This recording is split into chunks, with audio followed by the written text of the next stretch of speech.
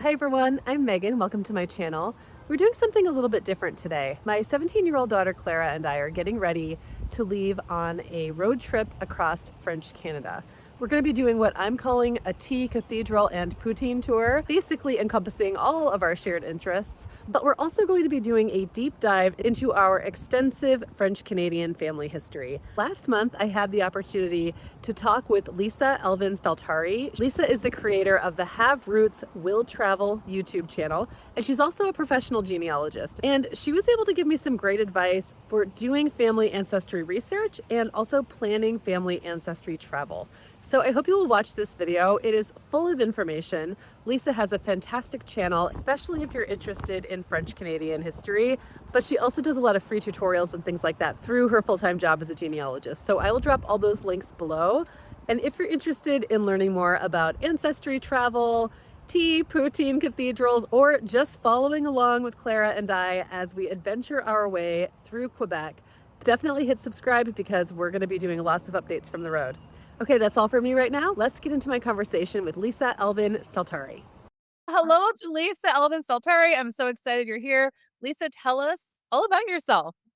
Oh my, just not one of my Everything. favorite topics, but there you go. I'm originally from Drummondville, Quebec, Canada, so I'm half Francophone and half English. I speak French fluently, and I moved to the U.S. I mean, I had a whole career and all of that good stuff about being a trainer and a speaker and this and that. Okay. And met my husband in 2000 and emigrated to the United States. We lived for about 18 years in Arizona and, now I am in sunny Florida, and they call themselves a sunshine state. Yeah, maybe. Tucson was far more, 325 days of sunshine a year, Wow. very hot. Now I'm in the humid, of Florida, but I came for a good reason. I am now the genealogy specialist for the Orange County Public Library System. So that means I get to there's 16 libraries, and I get to we have 1 genealogy specialist, that's me. So I get to direct the education, outreach, all that good stuff. And I'm into my 10th month of doing this job. And I swear every day is a new adventure. I love it. Love it. Can't wait. Like tomorrow, I'm going back to work because it's Sunday, right? And cannot wait to go back to work. I mean, I It's get like paid. the opposite of the Sunday scaries Yeah, usually. yeah, no, like, I cannot you know what they say? They say, "Find something you love and get paid for it." Well, I Yeah. finally did. I finally did. And I was a professional genealogist for a long time, but of course, I always supplemented my income. This is different. This is like, wow, I get to do Wow. everything. Yeah, so it's a real wow. And, my passion, of course, is French Canadian genealogy. I just gave a few sessions on that this week. And, but, because I'm able to expand my horizons. I'm doing all kinds of, specialties and things like that. And we're looking at cemetery records and death Oh my records and gosh. just basic stuff. So yeah, I'm So having a cool. good Okay, time. so you said you had been a genealogist for a while before you got this job because Oh yeah. you Oh my when you gosh. first said and now I'm the, genealogist of the Orange County No, no, Library. no. It was a real, like, about 20 years Okay. of, like, overnight success, right? Yeah. And so 20 years of actually, giving it away for free, essentially at the Yeah. beginning. I got into this and I was like, "Please," I was like a vampire asking people like, "Can I do your tree? Can I do your tree?" And so I was just like, obsessed. And, when someone said to me, "Wow, you feel like you've been doing this for a long time." If you do something every day all the time. Uh, you get really good really fast. And even over the last 10 months, I've gotten even better than I was, so Yeah. it's all of that expansion. And so eventually I became a speaker. Eventually I became a genealogy speaker and I taught different places around the country on behalf of the Filles du Roi Society and also my own. And so I began to make a little bit of a living at it, and I kind of like in 2024, I said, I'm gonna go broke or go home, right? And Yeah. so I actually gave up my job at the U of A at the University of Arizona, and I said, just gonna do this. And within that year is when the Wow. opportunity came. I wasn't looking for it because we were gonna go on the road and do this and do Yeah. that. I was absolutely a miracle, I think really. that's sometimes how it happens though, like, you have to just step boldly into it Yeah, and, yeah. like, declare, "This is what I'm doing," and, you You know? And I had no idea, and I had just had brunch with, a girlfriend, and, it was in March of last year, and I kid you not, we're sitting in Tucson. I just visited my daughter in Orlando, she works for Disney, and I said, "You know, there's something about Florida. I know it's not really my thing, but I felt so creative there." So I get home, I'm looking for there's a website called Conference Keeper, that I use all the time. And I was on there just doing perspective things for upcoming lectures and things like that. And out pops job. And I went, what's that? I clicked on it and I was like, genealogy specialist. And you know how you do when you're looking at a thing, you're like, yes, yes. You know, Yes, I'm like, yes, yes. and then I go and look at I look, okay, they're actually paying for this. Oh, they're gonna, Yes, oh, I like it. and then I saw where was it? It was in this place called I couldn't even pronounce it, was Ocoee. Okay. Ocoee. I couldn't say it, I can say it now. Ocoee is a small little branch of Orlando County, and, like, Orlando, and then there's Ocoee, and there's all these different places. Winter Garden I live in now, and that's all part of Orange County, and, I measured it I literally took out the Google Map and went, "Wow, I'm a half an hour from our daughter, Samantha, who's 25," and I said, yeah, this is let's try it. So I actually yelled from my office to my husband's office in Tucson. I went, "Honey, how do you feel about moving to, Florida?" He's like, "What?" And I said, "Well, do it." And that's kinda how it started. So, It's a wet uh heat. That what's that? Okay, I didn't even know how to pronounce it, so I said, it's close to Samantha." And he's like, "Okay, let's" I mean, what the heck? I mean, the odds, what are the odds? Well, the odds Yeah. were. So, yeah, around this time last year, April 22nd, it was my interview, and Wow. May 5th is when they offered me the job. So I'm coming up on my yearly, and so within 2 weeks of nailing it down, we were, like, with our RV, moving me down, or across Yeah. to Orlando. He plopped me down in a RV resort, and he went back to sell the house and do everything. So it's been an exciting year. So it didn't quite work out the way you guys thought with the traveling, but, Yeah, it's still well, a topsy-turvy. that's why my business is called Have Roots Will Travel, because when I'm not physically traveling, I am gonna take a few small trips this year, but when I'm not traveling, I'm traveling when I'm doing genealogy constantly. Yeah, That's when the whole subject of genealogy and travel is all that's what it's all about. It's all yeah. about understanding location, as you yourself clearly know, you know? Yeah, well, I'm learning that, and you've been a big help. So before we get into that, because I definitely wanna talk about that, Yeah. let's back up a little bit. Genealogy, how did you even I know you kinda talked about how you did it kind of for free for a long time, gratis, just to kind of build up a reputation, maybe get contacts, but, um, how did you find yourself drawn to this kind of work? Were you I always always interested in I family history? Always? in fact, yeah, no, I always and I minored in American history in college. Okay. So I had an obsession with not genealogy, but with history and things that happened. And I always was fascinated with my grandfather's Scottish roots, who came from Scotland. And it was just really hard to do back in the 80s and 90s. Yeah. I wasn't serious about it, but every now and then. And I just today stumbled across some paperwork my grandmother had given me. And because when I was reading it, I wasn't yet a genealogist. And I was like, oh, I have to investigate that. So I was already asking the kind of questions that I could have asked. And after my dad died, I got really serious with it. And that was the moment when someone had said, "Do you think Samantha would qualify to be a Children of the American Revolution, CAR rather than DAR?" I said, "Well, not on my side for sure, but let me look, and I'll look on Chris's side." Well, before I did that, I remember that moment, November, and it was 22nd or so. I have like this weird date. Like, obviously, it's a good thing in my profession. I have a weird thing for dates. So I sat there, it was just after Thanksgiving, and um, said, "Oh, maybe I should look." My grandmother said something about New Hampshire, and I started going up her line. And as I went up and up, there was a mystical thing that occurred. It was like I could feel like my father, and it was amazing. And what happened is in that 2-hour span, I realized that the Andrews, which is what my grandma was, were not from they were from England eventually, but I thought they had come from England, kind of done a stopover in New Hampshire and then came to Canada.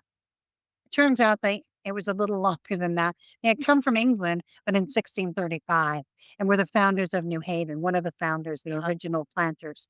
And so then I began to understand the whole links and build my tree. And I wanted, when I realized that, it made me honestly, it made me understand my love of the United States, my why was I so feeling like I was in the wrong country? Even when I was a little girl.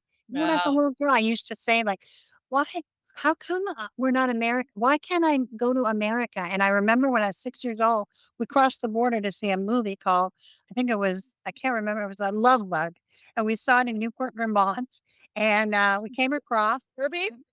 what's that? Kirby bug? That bug? What? Yeah, yeah, Okay. yeah, I was like 6 years old, and Yeah. so we're apparently, I said even back then, I said, "Are we in the United States yet? Are we in the United States?" And my father finally said, "Will you be quiet?" And then we crossed the border, and by back then, it was like, "Hi, how are you? Go." And it Right. was like No ID needed, nothing. Yeah. yeah, yeah, no, there was no passports or anything. Yeah. And so, and he goes, "Now we are in Vermont. That's the United States," or something like that, I said. And apparently I went, "Oh, Yeah. good." That's been a story. So when I, finally, in my 30s, I finally came and I finally became a dual citizen in 2024. So I'm Wow. actually a That's dual great. citizen now. So yeah, it's been a long haul. I was Yeah. that the Wow. whole immigration process.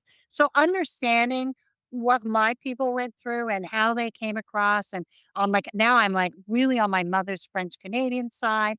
I've obviously done all of the New England states of my father's side. I haven't still conquered the Scottish part. Genealogy is a work in progress, right? Yeah. You know, Yeah, and so there's it's so many different lines, you've got well, you've you got just form I remember my very first genealogy teacher when I took a class at the local college. I lived in Prescott, Arizona, and so she said to me, "You really wanna be" she said, "What are you doing here?" And I said, "I wanna be a professional genealogist." And, it's probably 15 years ago, something like that. And, um, and I have been doing trees and this and that. And so I said to her, maybe even more than 15 years now I think about it. Yeah, it's more like 20 years ago. So she said to me, "You wanna be a professional genealogist?" "Yes." "You're gonna know a lot." She kinda shook her head. "You're gonna have to know a lot of things." Like, "What do you mean?" "You're just gonna have to know history. You're gonna have to know this. Are you sure?" And I go, "Yeah, I'm sure." And, then she goes, "Okay, look at this, what you just did. You didn't make him" she showed me one of my I was working on my husband's tree. She said, "You didn't make him dead." I said, Yeah. "What?" "You have to make them dead." I said, "What does that mean?" "Of course he's dead. He was born in 1850." And, she said, "You haven't proven it to me."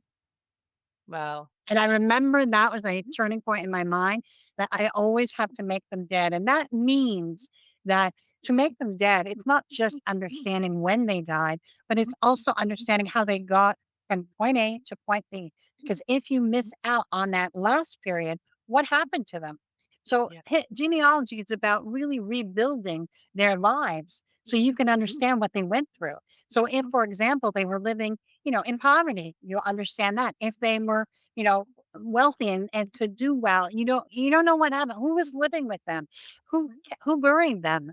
Yeah. What was that? Did they remarry? There's more to the story than then you've got to create that. And that's why I stress location so much and I Yeah. stress timelines because don't tell me and even if you have made them dead, what happened in between the birth and the death is the most important thing. And a lot of people, when they start out, me included, all we're concerned about is clicking, clicking, clicking. And finding And the I dates and the oh, names. yeah, and we'll do anything. And we'll be like, I remember the very first tree I built on Ancestry. I think, I went way back to Charlemagne and things Yeah. like that. And point of fact, I actually do have a relationship to Charlemagne, but not in the way I thought. And there's, things that you can understand for Gateway. People want to go really far back. There's a method to that, but not through Ancestry and not, it doesn't work that way.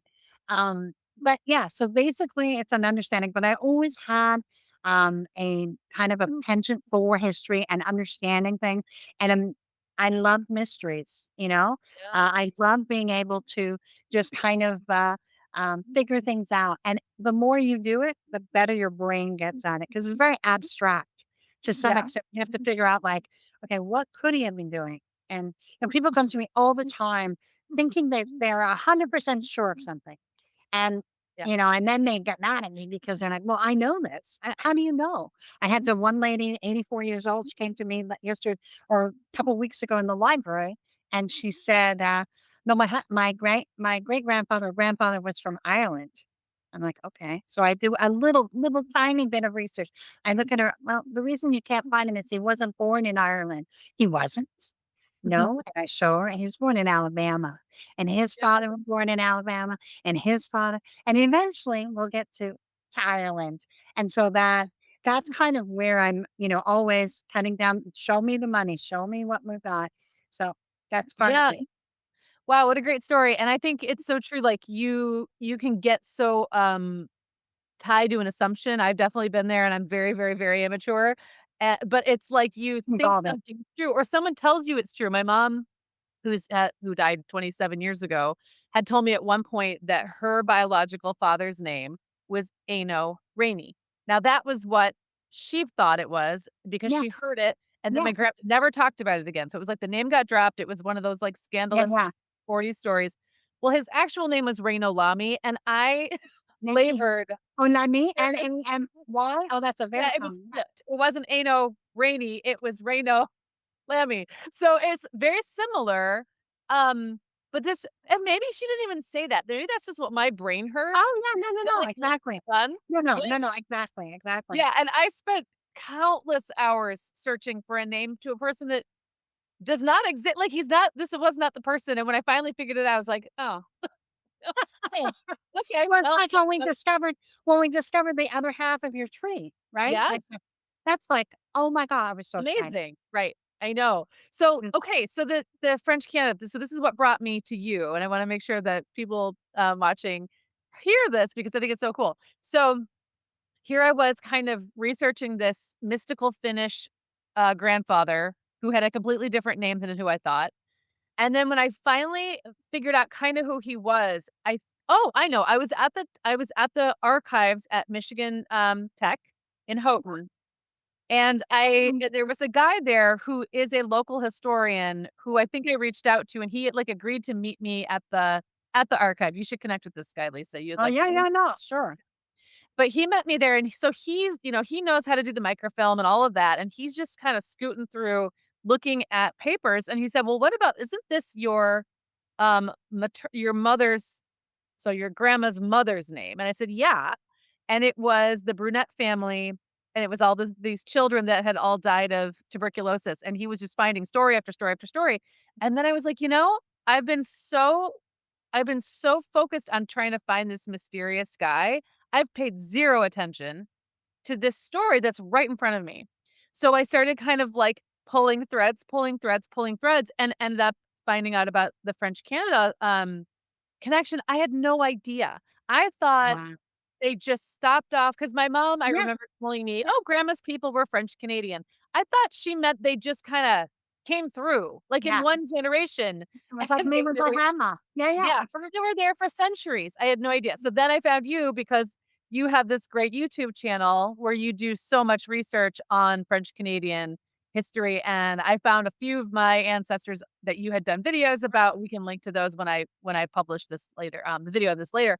But it was like, "Oh my god. Oh my god. Oh my god." And then you start, you have like those little pings. Yeah, I mean, it's like, "Oh, oh, a story." And I think you're so right that it's the story we really want. That's yeah. what we wanna connect to. But you have to build the framework. So people are Yeah. right in building the framework. We just have to make sure it's like building a house. Yeah. You want to make sure that it's solid so that Yeah. when you actually dive deep, you're actually in the right place. And so building that foundation with the census, with the vital Yeah. is all critical. But and the reward, the payoff is once you've built it, then you can dive. Just like you're doing with the ancestor that you're tracking down in Montreal. Yeah. You Yeah. know, that's amazing. Picking one. Let's talk about that a little bit because I think for me, it's been very helpful to choose just one person and try to build a narrative, try to like really hone in on that because otherwise I get so distracted and I'm popping all over the place. But when you're doing that, you're so much more experienced, you've been doing this for a long time. How would you build a tree? Would you try to do one person at a time? Or are you Oh, more like, "Let's just fill in all the gaps and then" no, what do you no, do? I build it gradually, and Okay. so, and sometimes if I'm looking for something, a lot of people go, they go, I always get it wrong, vertically? They go vertically. Vertical is up and down, yeah. Okay, why not? And I try to say, like, and you can do that, it's not a bad thing. It's just that make sure if you're going vertical, that you're getting the right information, because a lot of people go vertical and skip a few things, and we Meaning wanna make literally, sure. if you're in Ancestry.com, there's literally a vertical Yes, view yes, or a horizontal view, which I yes. didn't know until you told me, like, a month ago. So I And didn't realize there was another way to do it. So if you've there's ever another, yeah. So we don't wanna see all the cousins and all the siblings, right, we don't necessarily wanna see that. And, what we wanna do is we want to make sure now, if you're looking for something in particular, like, sometimes somebody will come to me and they're like, "I wanna know my grandmother's, uh, my grandmother's something, or her maiden name," for example. "I don't know my grandmother's maiden name." Well, you know what I'm gonna have to do? I'm gonna have to build grandmother's family if I can, and I'm gonna try to find, is there anybody mentioned in an obituary? And so I have to go horizontally then, yeah, because that it's gonna the information that I'm looking for, my vertical person, can be found in her siblings, or maybe a cousin, or maybe a you're going to have to build it horizontally at some point. In fact, I just had a third cousin send me something, and he goes, "I think this goes in your, tree," and I'm like, "Oh my gosh." And, so you wanna keep eyes on the prize, and but you wanna build if you're building your mother, if you're building your mother, make sure you've got all her census reports, all her vitals, everything, especially once you obviously, you know your parents generally, although I've had many that didn't know the father, you had to build it, but the grandparents, remember, you're gonna have 4 grandparents, 4 lines. Make sure that you're not missing a census, because that census could be, for example, you could have a Mary in one census and a Mary in the next, and it's not the same Mary. And yeah, so we want to make sure, look at the ages. Is it right? You're analyzing each census and you're going like, okay, is there a gap? Is there a significant gap? She couldn't have had that many miscarriages. Trust me, we all have this idea that, but right. it's not like that. And so why, why is there's a 7-year-old and then there's a 2-year-old? That's a red light, that's a red light, and so you're going to have to verify each so you're going slowly up that ladder, you're building it, and families are interconnected, so, for example, the 4 grandparents you have may actually know each other. They may, depending on how close, especially in French Canada, it's going to Yes. merge, and Yeah, the endogamy that you get in French Canada is multiples, multiple, and so, like, even in your own tree, I was fixing things 'cause I was building up that tree, that line that we didn't know, and I said, "Oh, that already exists."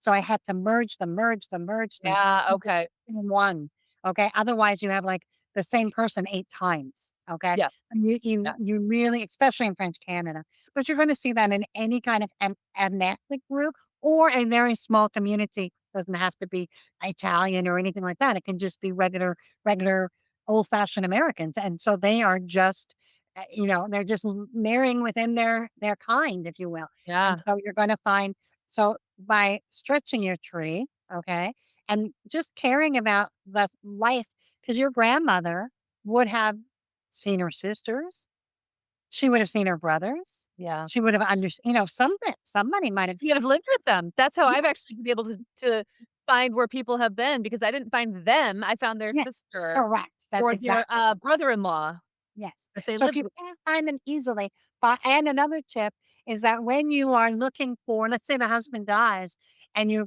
can't find the woman anymore, try to find her youngest child that died, before the husband died. She generally, in the next census, she might have remarried, but that kid hopefully will still have the father's name, the Yeah. original name. So those are all the little tricks of the trade, if you will. So if someone is just starting out and they're like, "I'm curious about this, but I don't even know where to start." There's all these different, now Ancestry is so much better than it was. I think I first got on Um, there in like 2003 or something. I mean, it's yeah, yeah. immensely better. There's AI, there's FamilySearch, there's a Yeah. million different places. Where should someone start? I would say that the most important thing, and I always stress this, It's great to don't I love to tell people you don't have to pay yet, okay? Mm. Most libraries in America we'll have Ancestry.com library edition. You can go on there and get you yes, you can build an ancestrytree.com for free. You can absolutely do that. They'll bug you forever for joining, but you can get a free tree. Um, but and then you can go and research on Family Search or this and that. The only time you want to be on Ancestry is if you are researching several times a week, Yeah. for many hours, yeah, then it's worth the 19 or $21 a month or whatever it is. Now, tip for all of you on Black Friday, make sure you're there waiting to see the offer of Ancestry.com. Every year I gift myself a gift certificate for like my world membership costs, I think $166 for the whole year. So Wow. it Okay, comes that's a into it. great Yeah, deal yeah, because no. other So ancestors that's yeah, there's feel more. you Yeah. got to do that, and I've done it every single year. I Yeah. will not pay the big bucks. Now, but the most important thing people can do is get a software program so that they can build their tree and they can own it. So, in other words, you're not beholden because whatever tree we built, you and I, like, and even the tree I built or the one you built, if you unsubscribe, you won't be able to get your data. Yeah. Okay. Or if they decide that, for example, one of the databases says, yeah, you know what, we're gonna take that back. Guess what? The At thing least you it attach isn't there. yeah. So the key to research is owning every document, owning every single database. So if you are researching your father, download the 1940 and that whatever it is, and download all of those, and then put it in a RootsMagic or a Family Tree Maker software. There's also Legacy, which I'm not as familiar with, but that's the number one thing I would do. Get yourself some software and start building. And RootsMagic is I have a speaker, the owner of the business, actually come and speak to the library, and it's like 39 or $29, something like that, for not even a year, one time, Wow. one time. Okay. And even the Family Tree Maker is $69. So it's Yeah. not in terms of if you want to start it that I would start it that way, build it. And if you want to have an ancestry.com, you can link it can actually sync your ancestry.com Oh, okay. to your so it's but you still have to download everything. And, trust me, I'm still in the process. I have 35,000 people in my tree. You would Wow. think that 20 years ago I did that. No, I hacked, I went crazy, and so now I'm going backwards. Another thing that I would look at is, looking at WikiTree because I use that a lot. WikiTree is a phenomenal resource for genealogists. Family Search, I would not necessarily put a tree on there, although you can do it for free. It's just that it's not your tree, it's a global tree. Right. And there are lots of people there with a limited amount of, there's people there with great skills, and then there are people there not so great. And so they will I've had people change my mother's birthday. Ugh. Yeah. Okay. So I'm Big like, deal. I know this. So I go in and I say, I'm sorry, but my mother's birthday was January 24th. And my mother didn't die in 2010. She died in 2014. So, I mean, they will Yeah. literally change it and different things like that. So you want to, kind of, but again, it's a great place. I always say jump in, don't jump in with money, but jump in with effort rather than because then you'll get really discouraged. You'll be like, Uh, why am I paying all this? And I'm not seeing it. Once you get to the point, you may find that you don't even need Ancestry. yeah. It has records, but there's lots of other places that have them too. And it's also very frustrating because I've done this thing where I've gone in and paid for Ancestry. I usually go in like 3 months. Oh, I'll be yeah. yeah, I'm really in right now, and then I jump off, and I jump back At the in. very least, do it monthly. At least, Right, yes. unless you get that November deal. But then But if I'm in again, there, I get really frustrated if I can't find the thing that I want and I have to go to a free site. I'm like, then what am I paying for this for? So I think you're right that it's like, you you have to be know, careful because now they yeah, own newspaper. They own something like newspapers.com. I have I pay for my subscription. So you know how you click on it and they go, oh, if you want to see this, there's more and more in that. So if there's a newspaper clipping, you'd have to go to newspapers.com too. But you have to pay for it. Your right. ancestry isn't enough. So Yeah. there's all kinds of stuff. So I Yeah. really, really caution people because you know, before you know it, you'll be sending away $10 for this for a death certificate. As you do it correctly, you're going to be paying things, and you want to save your money as if at all possible. Let's talk a little bit about different people's goals too, because I think you're a professional genealogist. This is literally your full-time job. You're doing this all day long, and so you can go so deep and so far in a way that somebody who maybe has a few hours a week does not. So do you find that when people come to you and are asking for your help putting things together, like, do you sometimes have to guide people to what are they actually trying to accomplish? Because we can never know everything. We're never going to put our Oh, no. entire family tree together, that's like a lot of, a I lot of think too. ancestors. Yeah, that's exactly, I had somebody, like, being concerned about their 2nd 2 times great-grandfather and whether or not he had served in the Civil War. For example, he was an African American, and I said, "He's born in 51." So I said, "Well, you understand that the Civil War broke out in 1861, that would make him 10 years old? Possibly, Right. he could have been a drummer, a fifer, or something like that, but highly unlikely." "Oh, well, that's what they told me." "Okay. Well, how about we go back and we start with you, your mom. A lot of times genealogists, myself included, we forget about doing ourselves. Oh, wow, okay. Okay, we Yeah. forget about, like, my marriage certificate, my baptism, all of that, my pictures. I need to be part of that tree. And so we forget that. So we need and I'm guilty of it myself, but I teach people, start with yourself. Make sure you got your facts straight. And then you go to your parents, make sure you got all those facts. Don't take their word for it. I know they know when they're born and all of that. Maybe their parents told them something else. Show me the money. Show me. I have one lady, we're looking for her census record from 1950. She's not there. Mm, And she said, "I was living with my mom in Orlando." And I was like, "Okay." So we're trying to track her down. What the heck? Was she missed?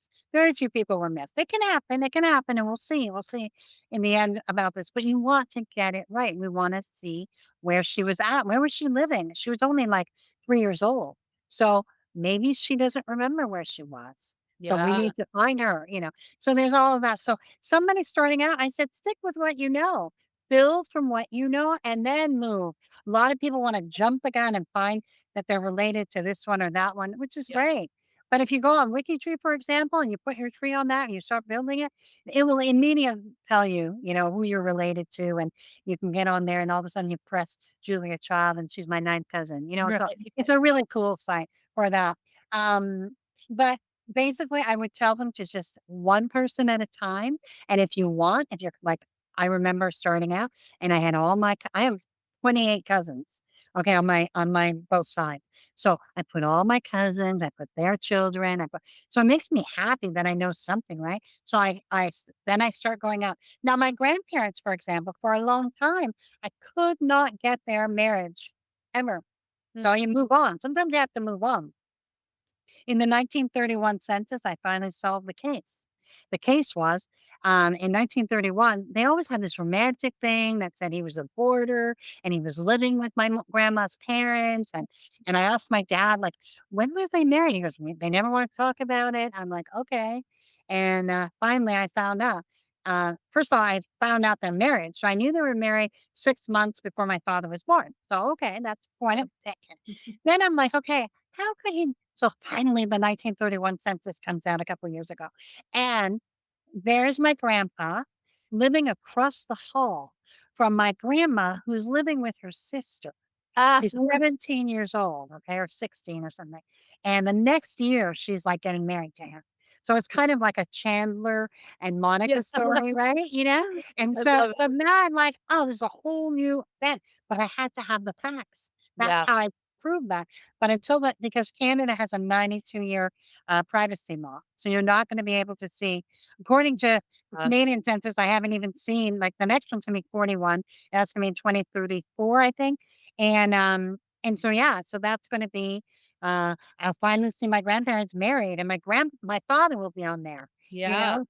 I mean, so, thankfully, in the United States, in 2032, we're gonna be finally at 1960.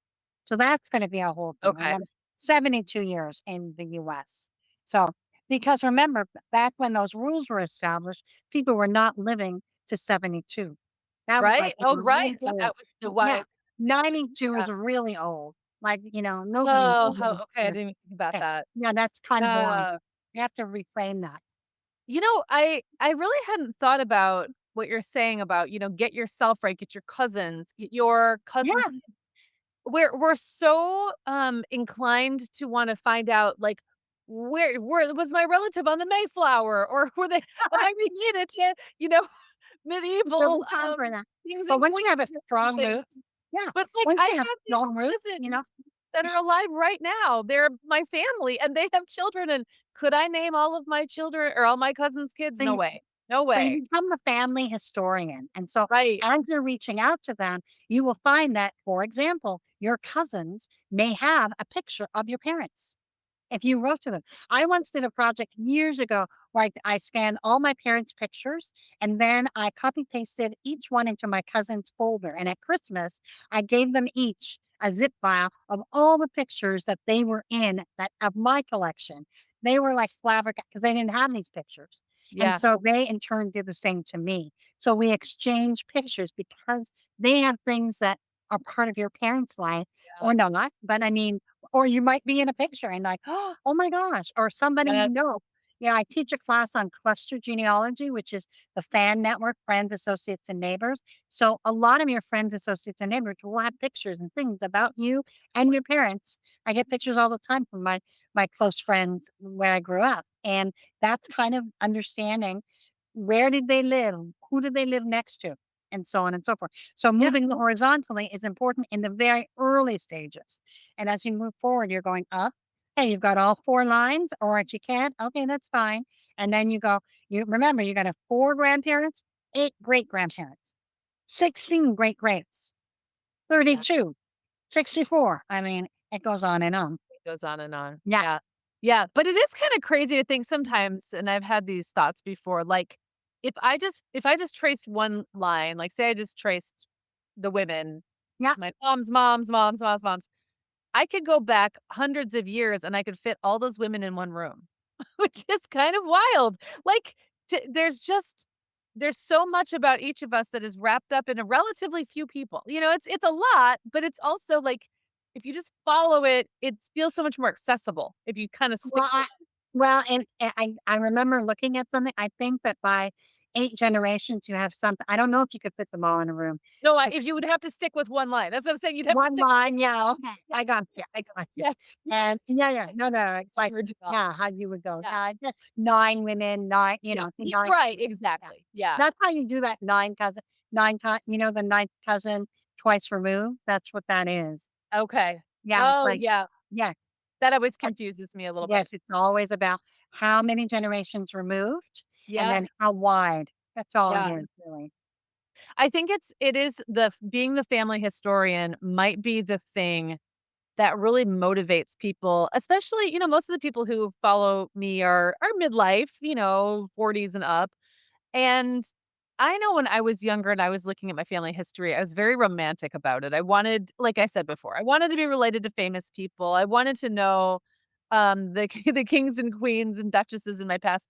And now I'm finding the older I get, the more curious I am about just my inner network, like the people closest to me, and making sure that we are documented in some way and that we all know who each other are. We're in a time of life where it can feel like we're really connected because we're all Facebook friends, but Yeah. what do we know about each other? Yes. Not that Yes. much. Yes. Yeah. I know, like, I've had I love, getting all the happy birthday greetings, but my friends don't Facebook me. My friends call me. There's a Yeah. difference, okay? Yeah. They know Yeah. my phone number. Right. They know my email even, you know what I mean? Right. So yeah, so that's part of it as well. I mean, it's easy to do a Facebook thing, but it's also we have to distinguish between Facebook friends and friends that exist in our present Real everyday life. life, that can see us and Yeah. see that we're clumsy or this or that. And but the most important thing I would tell people starting out is gather all your information, keep checking it, have someone else look at it, verify it, ask around. Like I always say, like, is there someone in your generation? Like I started it way too late. My mother did not have a lot of information. My father had already passed, and so when I began researching the side of my of his mom, everyone had gone. So I can't even imagine what it would have been like. Thank God I have a few fragments of my grandmother had sent me letters, and they're in like I actually have them in plastic, folders and all that. But I would say try to get as much information and verify it. And then once you verify that, that gives you the permission. And then one of the things I do when I build a tree is I make the all the direct ancestors. I put them in capital rather than small letters. Just because then I know if it's a capital. You know how sometimes you can get lost in a tree and you're in your third cousin, four times removed. Yes. You're like, where the heck am I? And so you go click, click, click, and you see a capital. You're like, okay, that's my direct line. Let me get back. Of course, you can also do home. That's the easy way, but then you have to go all the way back, and that's Yeah. really yeah. I would say just start with what you know and Yeah. then move Start. forward from that. A lot of people, 54%, there was a study done, 54% of people do not know the maiden name of at least one grandmother and couldn't name them all. Yeah. Couldn't name something. They were lacking information just on the grandparent level. Never mind. I recently did a three-part series, and these were ladies in their 60s and 70s, and some of them could not name their grandparents even then, and they knew them and that sort of thing, and, but they might have known one great-grandma, and they stuck in it. So we worked together to it was a three-part series. I went on consecutive Saturdays, and it was at one of these community centers, and we kinda worked together to try to fix it. I want to talk in a minute about ancestry travel because I know that's something that I'm really excited about my upcoming trip, and I know that some people that are going to be watching this are also interested in. But before we get there, Yeah. we'll talk a little bit about your YouTube channel because the way I found you again was through the King's Daughters, the Fee. I can't pronounce it correctly. I have no French, but yes, you can say it for me in a second. But you do these videos about one specific woman Mhm. who, at a time, who would have lived in the 1600s, and you have enough information on these people to fill a 10, 15-minute video Sometimes sometimes. 20, depending on how many Yeah. times they got married. Well, how? I'm looking at this saying, like, how in the where are you finding all this information? How do you piece this story together Well, about and and I started the series in 2021, and I was gonna do one video and, just to honor my mom. I was looking for content. I just started my YouTube and Have Roots Will Travel. It was supposed to be a travel genealogy thing. That was what it's supposed to be. and you got a I job, it happens. No, it just and when it no, it didn't even get a job. I all of a sudden became obsessed with these things. Yeah. And so I did my mom's that he said is the first one, les filles du roi. And so so I did one and I'm like, and then I said, well, maybe I should do the other one. And then I got an email from someone. It was like, oh my gosh, can you remind? Let's see really quick and tell people what this is, because a lot of people might not know. Are So, okay.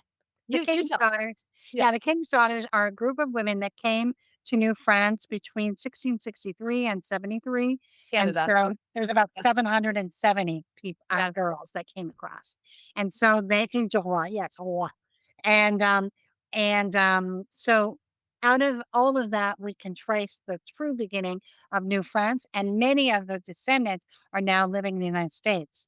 So many times we're moving right back into Quebec, and as we've done with you, and so it happens all the time, especially if you're in Michigan or in wherever. It's Michigan in particular, but Illinois as well, and certainly New England. And so these women were known as the Feijoa. They weren't known that way back in the day. They were eventually called that.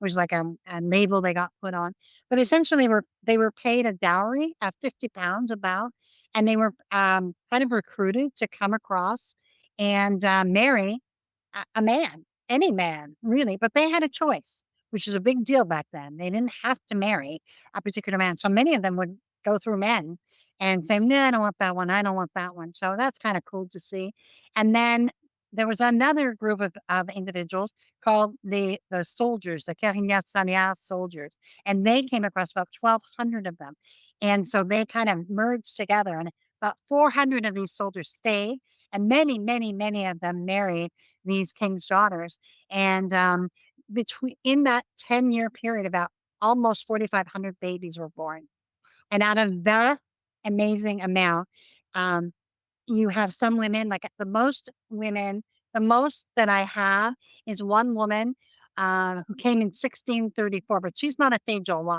But the most descendants of one fille de roi by 1729, so we're looking at like 50 years, was 306 out of What? child, one child. That's And it incredible. was a Roy.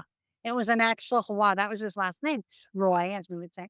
And so yeah, he had multiple wives and they had multiple children who gave multiple. So we're talking Well, I think that might be in my line, actually. and I the feel man. like Yeah. I'm pretty sure. Many, many, many people.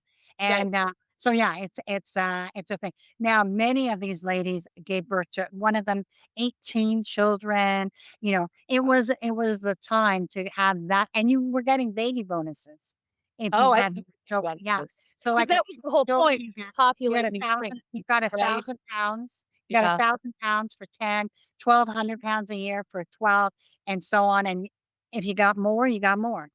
That was Wow. how it worked, and the priests would come around and say, "Hey, what's going on here?" Yeah. In one of my talks, I say, my mother back in the 1970s had a visit from the priest in Wow. Quebec, and he said, I didn't know what he said. She sent us into the bedroom, and we came out, and what did he want? He wanted to know if I was gonna have any more kids, and I said, "What did you tell him, Mom?" I told him, "No, I wasn't gonna have any more, and there's nothing he could do about it." And, but she was kinda shook up, because the Yeah. power of the church back then was like Yep. to say no. You were supposed to not use birth control. You were not supposed, all of the above. Yeah. And Mhm. so, yeah, so it was a big deal to say no. And the reason my mom decided to marry an Anglo, an English guy, is she would kiddingly say to me, "Well, I knew I wouldn't have had to have 8 or 10 kids." So Right. I was like, Yeah. that was kind of the appeal. I could have 2 kids and be good, Or or we 3 couldn't. maybe.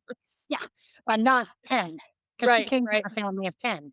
She came Yeah. from a family of 10, and by then, a family of 10 was, like, really small, Yeah, that was and no, you that's like yeah, yeah, no, that was but good. this is back in the Right, right. 30s.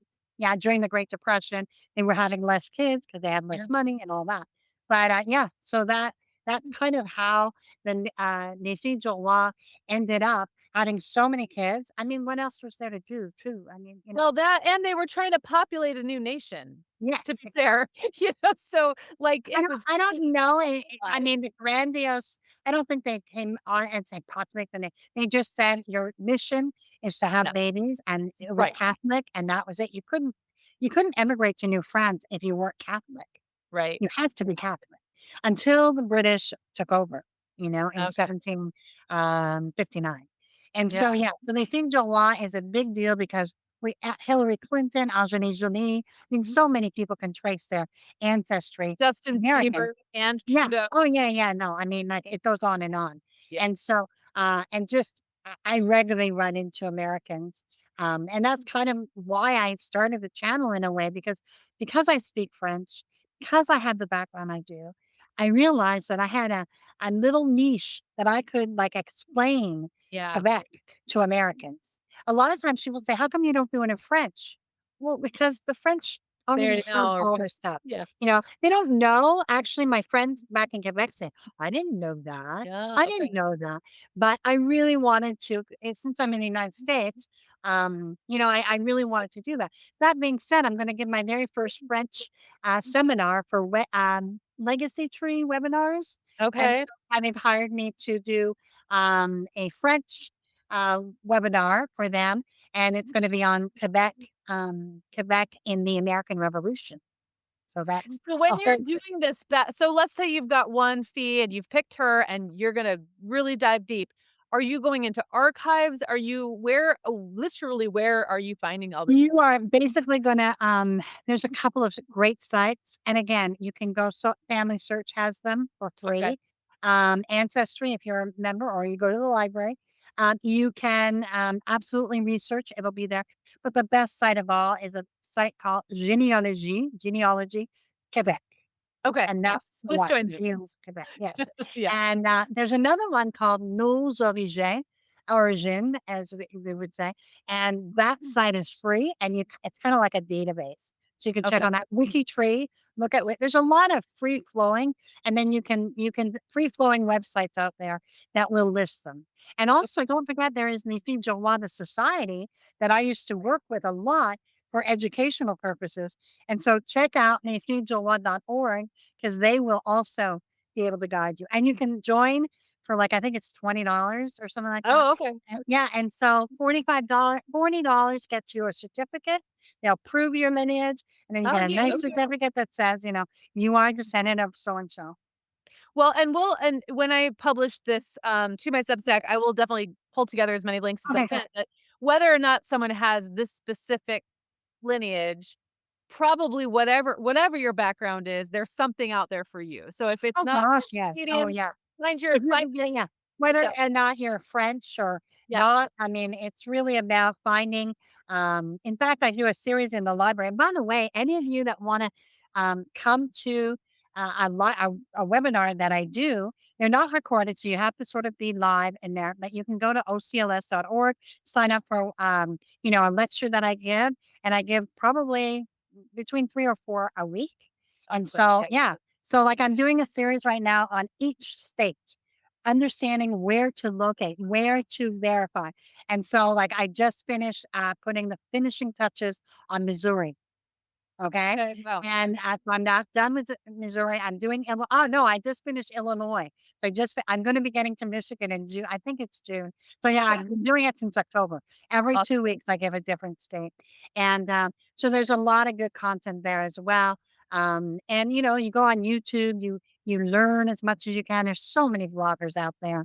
yeah, My favorites are, like, people like Lisa Louise Cook and, Amy Crow Johnson, and of course, the fabulous, the incredible Krista Cowan from okay, Ancestry, the barefoot genealogist. So there's a lot of people out there doing stuff. yeah, and I'm just you're now really trying to fine tune my DNA skills. So that's another thing I'm trying to do on my end. yeah. It's a never Well, ending.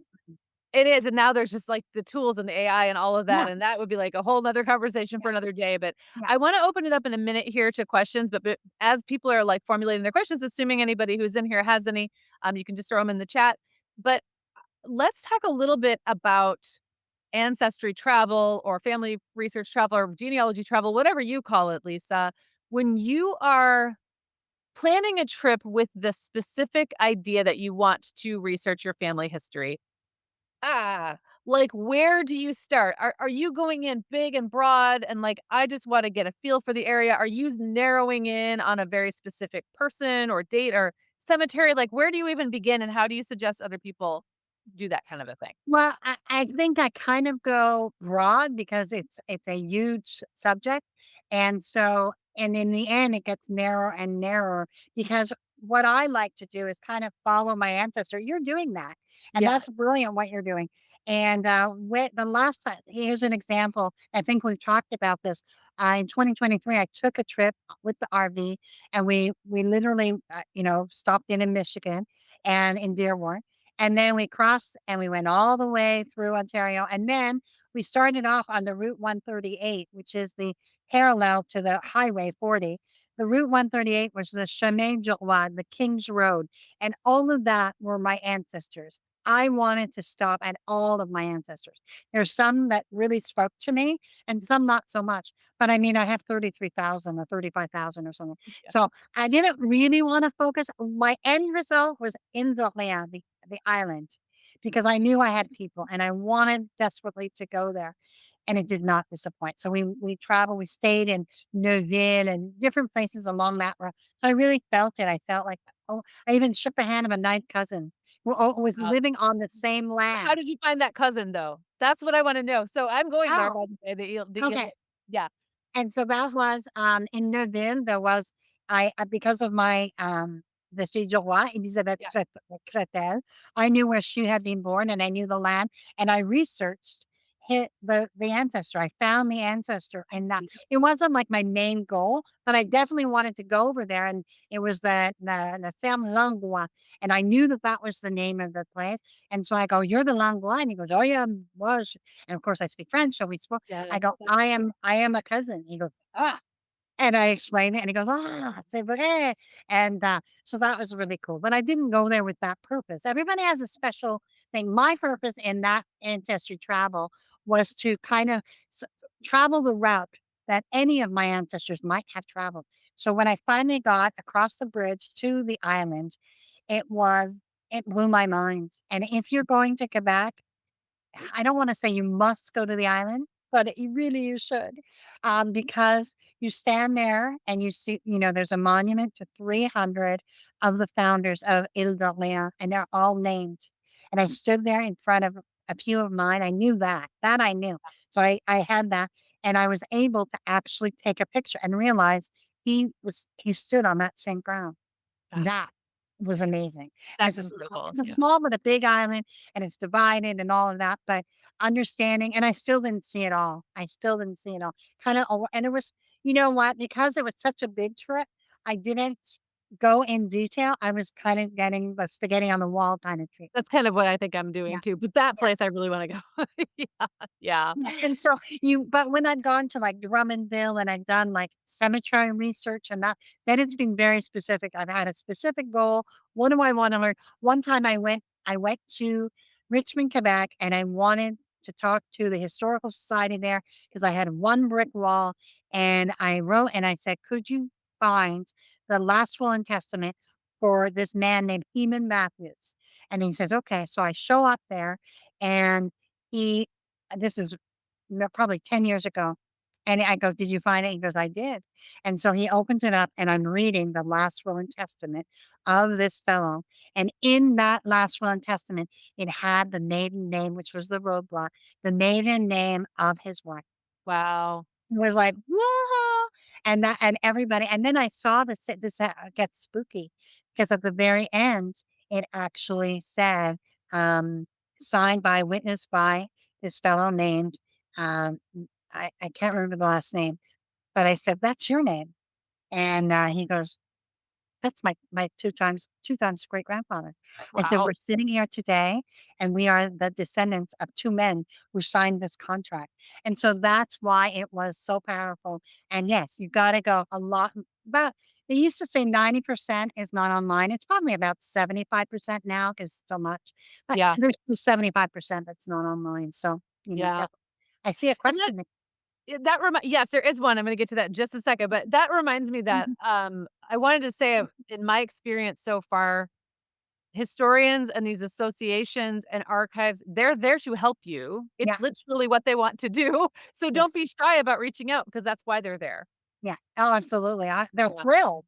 I Yeah, stopped in at Three Rivers and I told her about, well, yeah, I stopped in and I told her what she had, like, I was on her Facebook post before long, she yeah, was thrilled. We have an invite, somebody from Arizona come and she's a yeah, descendant. And it was like, yeah, it's a big deal for them. We went to Arkansas, the same thing occurred. I was specifically looking for that. And I was in Arkansas, that was different because I was looking for papers and property and things like that. So I yeah. went to the Grant County Museum because I knew. So you got to narrow in on the region, see what archives they have, what libraries they have, and that will help you out as well.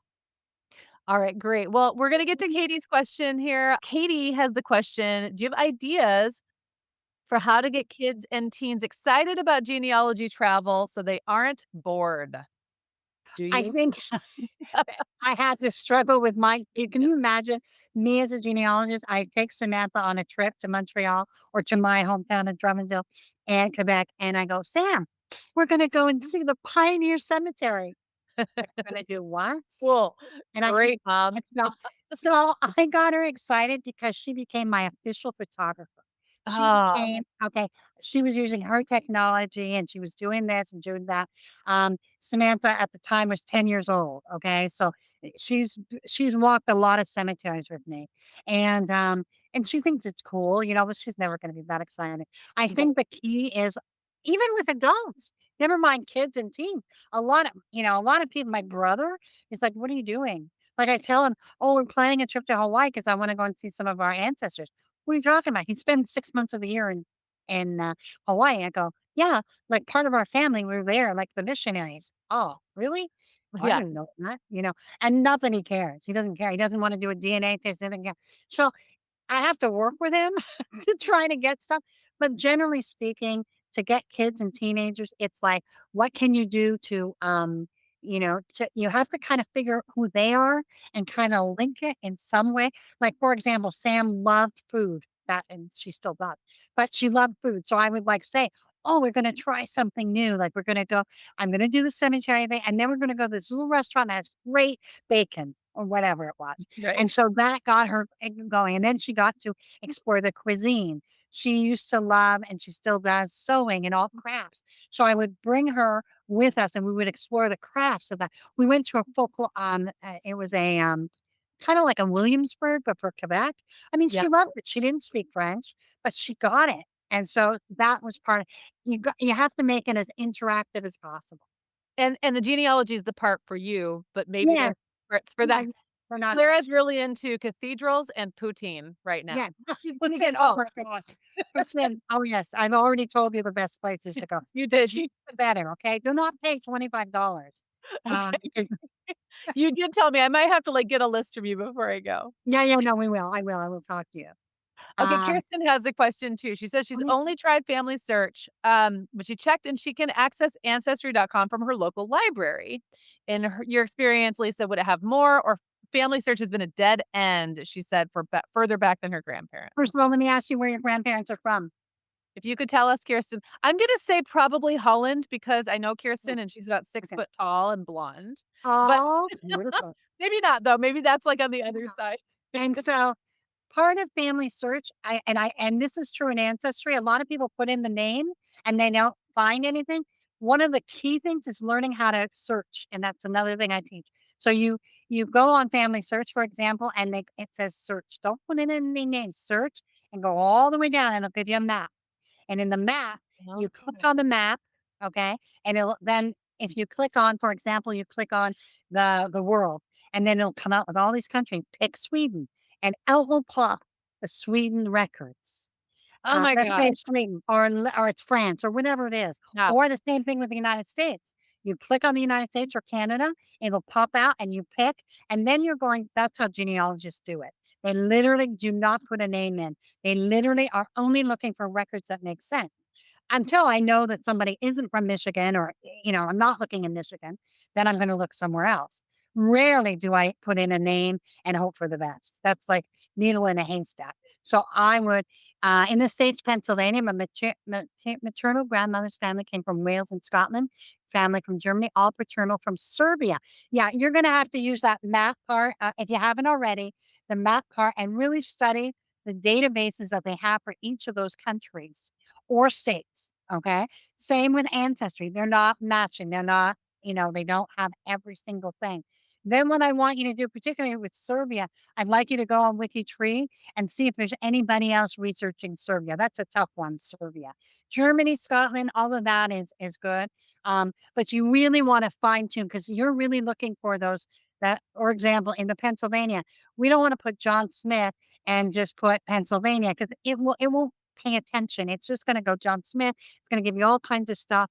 Maybe your John Smith is in that record and it's not, maybe it's misspelled. So you really want to deep dive. And so you're looking for, let's say, the marriage certificate for somebody married in 1855 in Pennsylvania. Well, once we look at Pennsylvania marriages, then we look below and we see, does the database actually tell you that your county is represented? If it doesn't, so now we go to the county. Now we go outside of Ancestry and Family Search, and we go, okay, let me go and find an actual maybe the county clerk, and see if they have the record. That's why I mean when I say don't spend money until you have to, because you're going to be spending 10 here, 20 here to get those records.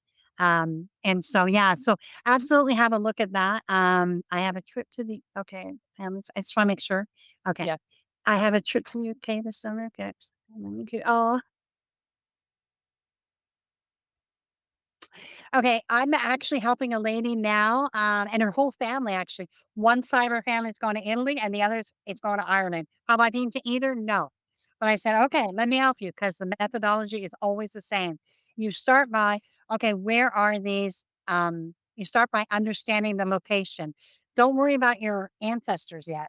Okay. Let's learn about that. That's number one. Do not be thinking, I got to find my ancestor. No, your ancestor will come to you when you understand the place you are going to. One of the best things I did is we went on Find a Grave, another great site. We went on Find a Grave because we had located the exact place in Ireland. I went to graves where other people and I saw that somebody had posted a memorial to her 2 times great-grandfather, but there was no picture. So, guess what I did? I clicked on request a picture. Okay. Somebody in Ireland 2 weeks later took a picture and Wow. posted. And so I sent it to my client. Now she knows it's hers, I okay? didn't realize that Find a Grave was interactive like that. I didn't realize you could make a request. I'm a volunteer for Find a Grave. Yeah, I have been for many years. And so I'm not as active now, but I'm constantly adding memorials or things like that. And so then I request a picture because I want to make sure that my Mike Smith is that Mike Smith. Does it match? Because Yeah. I've seen so many times on Find a Grave that it will clearly say and I was giving a presentation once, and it was 1919 and 1963, and in Find a Grave, it said 1880. It was, like, completely wrong. So and it was like I had the picture, and then one of my students said, "Miss, it doesn't say that." I was like, "Oh my gosh." So that you have to verify, verify, verify. So, yeah, that's another, thing. For the UK, I would absolutely get to know the region if you don't know the region, and so that would be part of what I would be doing. I would be actually looking, um, when did your people come across from from England? I would try to find the boat. I wanted to see the point of departure. I want to understand that timeline of when did they come to America. So once we jump across. I wanna know 100% that it's your people that, that we're looking for. Okay, so they came, and they came in 1912 um, or what boat did they come on? And it may seem like an insignificant thing, but it actually helps you learn about them. How much like, we were looking the lady came across for $25, which is a lot of money back then, $25 in her pocket with her sister. We didn't know her sister had come on the same boat. So that's part of understanding why did they leave? What happened? And were they just coming? The classic, I'm coming just for money and Yeah. try to make a new life. And yeah, a lot of that is true. But for example, this one lady that came from Ireland, she ended up in a sanitarium in 1940. She's got tuberculosis. Mm. And she got healed, it was fine, but we couldn't find her for the longest time, but we've traced it back based on a lot of factors, and Bronwyn, if you wanna reach out or that sort of thing, please feel free, and, I can perhaps give you some, clues about where to look. I don't know where um, where you've gone in your research yet, and how close is your like, is it your mom? If it's your mom or dad, well, that's different, but if it's your great-grandparents, so that's part of what we've been looking for. My father's British, so not too far back, and maybe understanding when they immigrated from other regions to the UK. Yes, that's exactly correct. Yeah. Build that timeline, understand that region. What was going on there? Why did they leave? And one thing that's so important when you're researching, and now with ChatGPT and Google and all that, you can literally Google, like, you find the town, exact town, and you can Google exactly where, um, you would go for church records or for those are the records you need to know you almost gotta have, like, "Here's my credit card," "Copy these for me," or Yeah. maybe you can make pictures, I don't know, but certainly they will have records, and you may be able to, in this case of one of the lines that we're studying in Ireland, the, records are no longer there. They're housed in Dublin, but there's a line, so she's gonna write to them, so when Mm. she goes, they're prepared for her. In the same way I wrote to the guy in Quebec when I went beforehand, I told him what I wanted, he had it ready for me. So that's part of it too. You're trying to get like it's kinda like an advance reservation when you're traveling. So you want to do as much legwork as possible, and that involves that just basically, where was your father? He was born in England. What part of England? When did he come over? Where was his parents? And that sort get all those vitals. Once you get those vitals, we can build a trip, basically. I'm Lisa, I like that you've said a few times, like, what was going on there. I know for myself as a younger person, I would, or just, I mean, not even as a younger person, just as a Yeah. person who hadn't thought about it too hard, I guess. I would be like, "Oh, well, my relatives just came here, my ancestors came here for a better life." I Well, Okay, but that's a big deal. You don't just leave a continent and get on a boat for 3 months or whatever for a better life. You're usually leaving something pretty awful or, Yes. like, what you're going to is going to be way, way, way better. So, that just like, that little light bulb for me, like, what were they escaping was very Yeah, helpful. and it could be that, back in the day, my, great uncle, for example, came from Scotland, and, he worked in the textile, was a big shot there, and they were building a new, textile company in my hometown of Drummondville, Quebec, so he was one of Okay, the vice presidents. His little brother, my grandpa, would come along, like, about 10 or 11 years later, got a job because his big brother was a big shot, and so he always suffered from that. And so that's kind of an understand I never knew why grandpa was there, and yeah, then all of a sudden I understand, oh, his big brother Bill was ahead, okay, I got right. it. So understanding that's what I talked about when I talked about understanding the siblings and all of that, they lead you to better understanding. Yeah. Well, this has been so, so helpful. Thank you Um, so much. Thanks for everyone for bringing great questions. When I publish this, I'll put your YouTube channel as well because that's so, so helpful. Even if you're not necessarily super interested in French Canada and all of that, you've got other resources on there. And it's Oh my gosh, yeah, I spend my days not doing French Canada. Last week was like the first time I did a King's Daughters presentation in for the library. I had never done one yet in 10 months. So, yeah, so I spend my days doing everything but all sort of kinds of things. And you've got all these great free resources through the I do. library as well. Yes, it's great. We'll link to those as well. And thank you so much for spending your Sunday afternoon Oh with my me. This has God, been thank you so much all. fun. Thank you Thank so you, much. everybody. Bye, Megan. Bye.